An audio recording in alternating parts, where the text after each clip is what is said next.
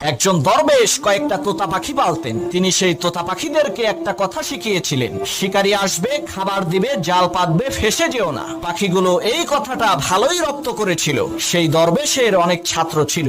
যখনই কোনো নতুন ছাত্র আসতো, তখন দরবেশ সেই ছাত্রের হাতে কিছু দানা আর জাল দিয়ে বলতেন, ওই গাছে থাকা তোতা পাখিগুলোকে ধরে নিয়ে আসো। ছাত্রটা পাখি ধরার জন্য গাছের কাছে যাওয়ার সাথে সাথে পাখিগুলো বলতে শুরু করত, শিকারী আসবে, খাবার দিবে, জাল পাতবে, ফেসে যেও না। পাখির কথা শুনে ছাত্ররা হতাশ হয়ে বলতো, এই পাখি ধরা কখনোই সম্ভব না, কিন্তু উস্তাদের হুকুম, পাখি তো ধরতেই হবে, এজন্য জাল ফেলতো। অবাক করা বিষয় হলো, জাল ফেলার সাথে সাথে পাখিগুলো জালে আটকে যেত। এর মানে হলো, পাখি জানে না খাবার মানে কি, জাল মানে কি, আর ফেসে যাওয়া মানে কি। ঠিক একই ভাবে ওই তোতা পাখির মতো আমরা মন্ত্রমুগ্ধ হয়ে সুর করে কোরআন তেলাওয়াত করি, কিন্তু শয়তান জাল ফেলার সাথে সাথে আমরা শয়তানের জালে ফেসে যাই। কারণ আমরা কোরআনের